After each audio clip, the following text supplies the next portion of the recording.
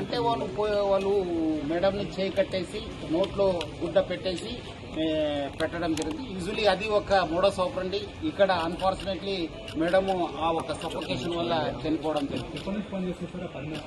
Almost 1 year నుంచి అయింది. So వాళ్ళ మదర్ కోసం ఇక్కడ సార్ వాళ్ళ మదర్ కోసం ఆమె రావడం జరిగింది. తర్వాత మదరు చనిపోయిన తర్వాత మళ్ళీ ఆమె కంటిన్యూ కావడం జరిగింది. అందుకు నేను ప్రజలందరూ కూడా మనం ఇంటికి వెళ్ళి ప్రచారం చేయడం జరుగుతుంది. నేపాలీస్ పట్ల మీరు అందరూ కూడా అప్రమత్తం ఉండాలి. ఎందుకంటే ఇంత పోలీస్ చెప్పిన తర్వాత కూడా మళ్ళీ మీ ఇంట్లో పెట్టుకున్నారు. వాళ్ళు ఎవరు ఏమన్నది చూడరు. వాళ్ళు అవకాశం కోసం చూస్తుంటారు. సో అందుకు ఇక్కడ ఒకటే కాదు, బెంగళూరులో అయింది, బాంబేలో అయినావు, పూణేలో అయినావు.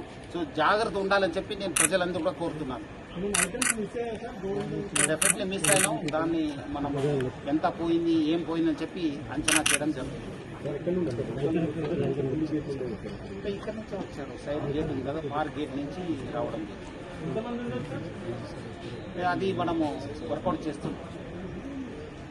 కొన్ని వివరాలను నేను బయట పెట్టలేము. కొంత ఇన్వెస్టిగేషన్ కోసము మనం చేస్తున్నాం. డెఫినెట్లీ మీకు అప్డేట్ ఇస్తాను. మళ్ళీ చెప్తాను మీకు ఈవినింగ్ దాకా. మళ్ళీ give report. Okay, thank you.